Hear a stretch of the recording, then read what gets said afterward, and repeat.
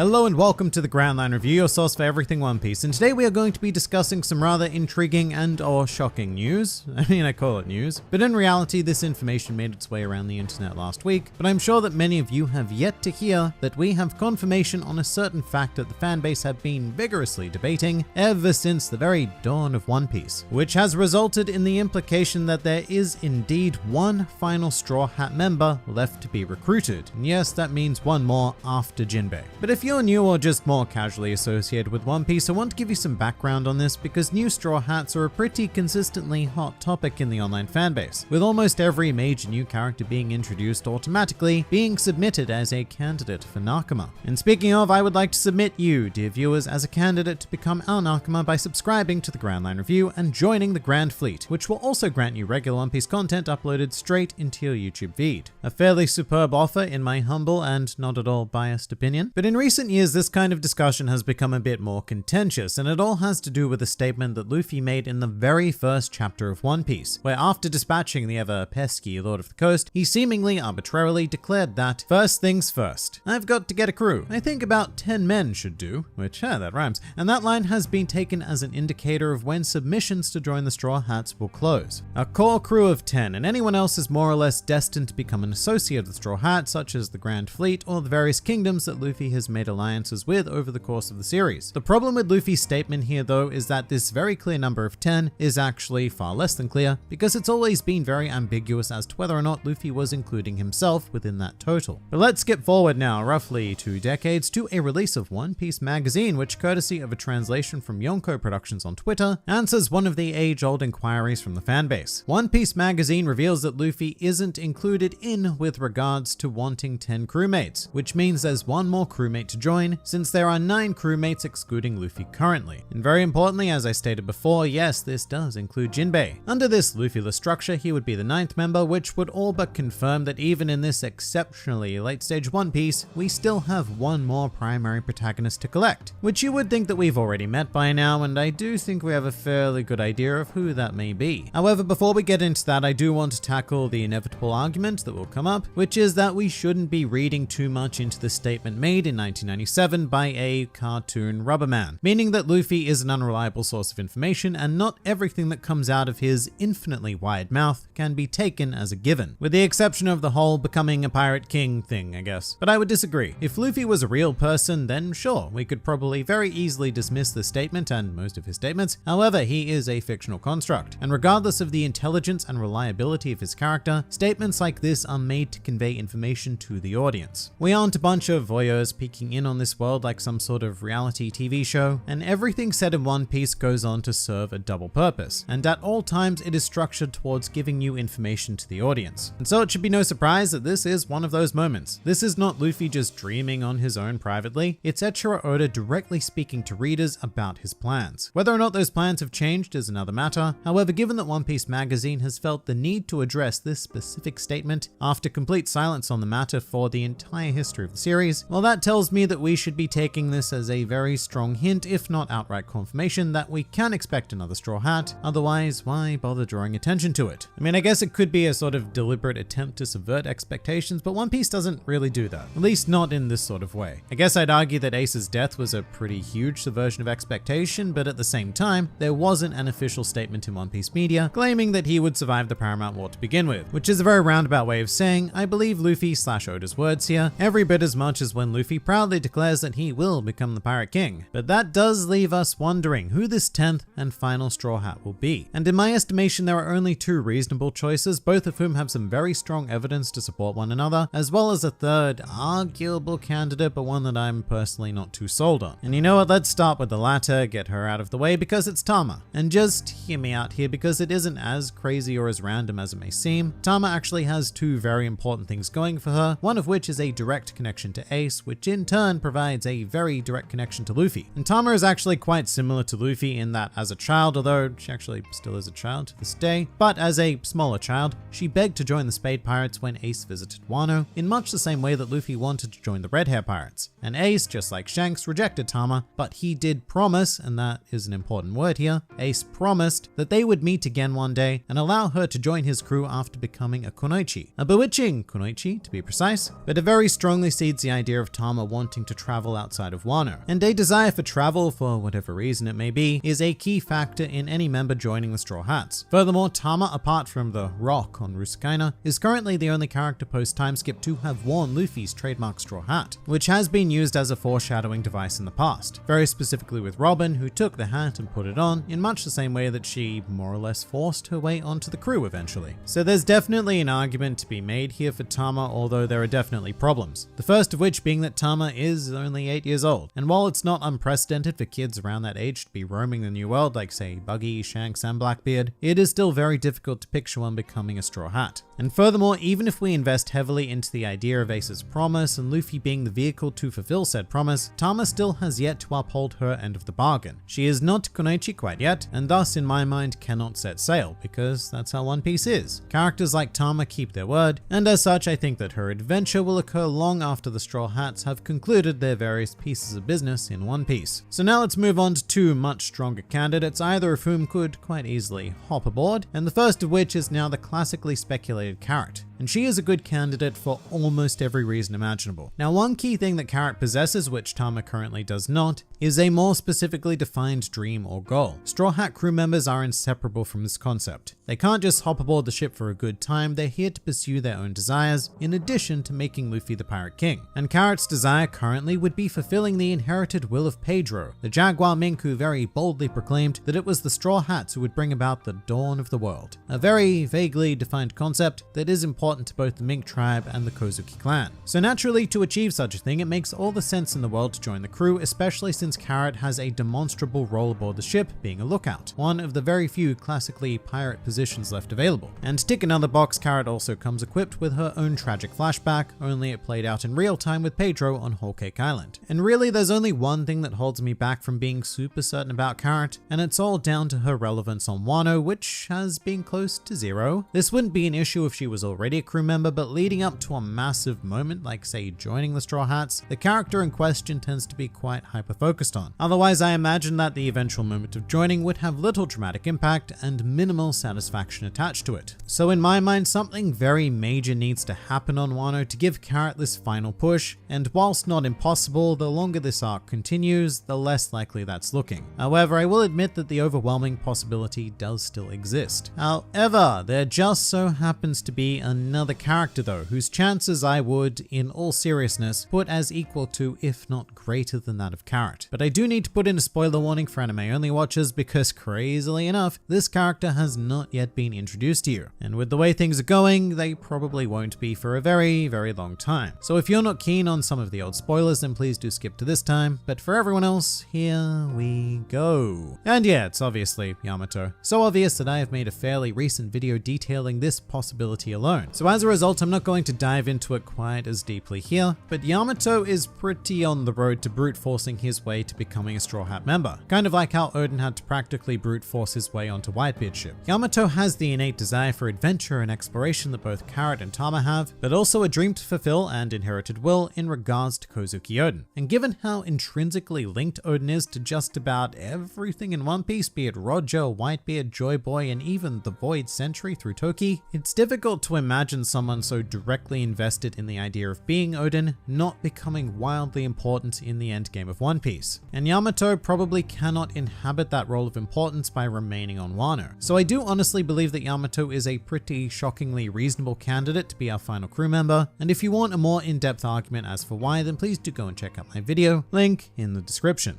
But now let's also address some potential issues that may derail this whole final crew member being sought idea. The first of which is that we already have this potential 10th crew member, we just don't have her aboard at the moment, who is of course Nefertari Vivi. Information about Vivi is a bit more vague though, and according to her Vivi account book entry, she was considered a Straw Hat and is now considered a former Straw Hat. And Oda has said that her trademark number of joining the crew would be 5.5, indicating that she slots in between Chopper and Robin in terms of joining order. Now this isn't to say that things won't change in the future, especially since Vivi is now much more relevant than ever, having been seemingly targeted so specifically by Eam. So yeah, maybe there is a world where Vivi does rejoin the Straw Hats for the final climactic saga, thus filling this seemingly empty slot, which is an idea that, quite honestly, I don't mind. I just don't quite see it as anywhere near as likely as the other options. And some people out there might also attribute some spots to the Going Merry and Thousand Sunny, but obviously they don't count in the numbering, so sorry Merry and sorry Sunny. And finally, just because I know at least one person is going to bring this up in the comments, in the Viz English translation, Luffy specifically mentions that he wants at least 10 men, which the literalists out there would take to exclude Nami and Robin. However, in reality, this is just the nature of early Viz translations. English One Piece is kind of cringy to read for the first few volumes because they really hype up the piratey language, saying things like me hearties and grog and all of that stereotypical crap, and this line is a victim of that. So just imagine Luffy saying it with a piratey voice. Yar, first things first, I've got to get a crew. I think about 10 men should do.